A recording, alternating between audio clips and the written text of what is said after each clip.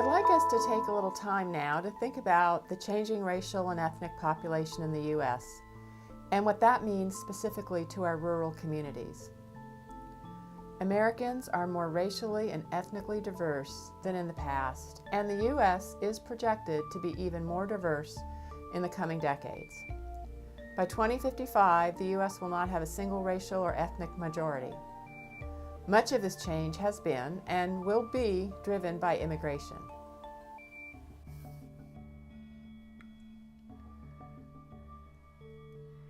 Nearly 59 million immigrants have arrived in the U.S. in the past 50 years, mostly from Latin America and Asia.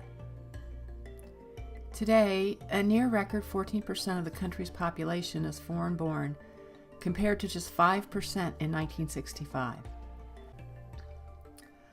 Over the next 5 decades, the majority of U.S. population growth is projected to be linked to new Asian and Hispanic immigration.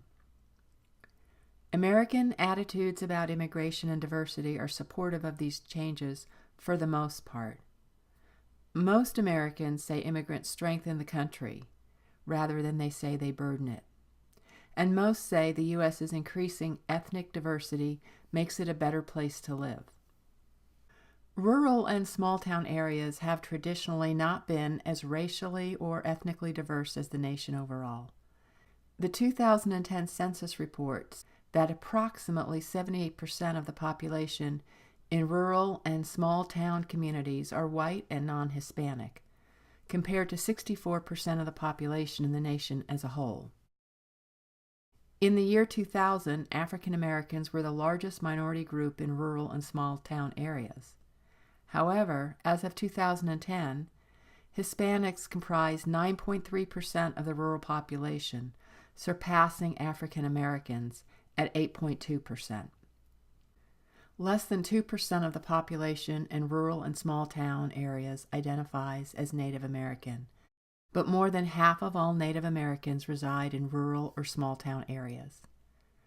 Approximately 1.5% of rural and small-town residents are more than 2 races, which is consistent with the national level. The location and concentration of minorities in rural areas and small towns often differs from those of the nation as a whole. Many rural minorities are clustered geographically in regions closely tied to historical, social, and economic dynamics. For example, nearly 9 out of 10 rural and small-town African Americans reside in the southern region of the United States. Rural African Americans comprise an even larger proportion of the population in the southern Black Belt communities of Alabama, Georgia, Mississippi, North Carolina, South Carolina, and Virginia, as well as the lower Mississippi Delta states, such as Arkansas, Mississippi, and Louisiana. Large numbers of rural Native Americans reside on or near Native American reservations and trust lands in the Midwest Plains, the Southwest, and Alaska.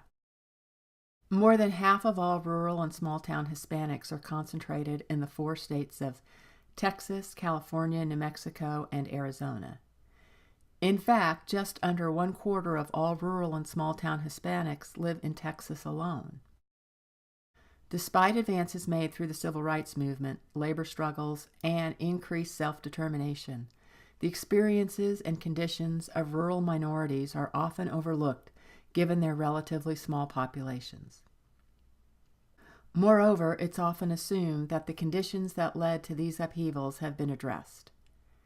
However, for many rural minorities, especially those living in communities that have large minority populations, social and economic conditions continue to lag far behind those of their white counterparts and urban populations overall.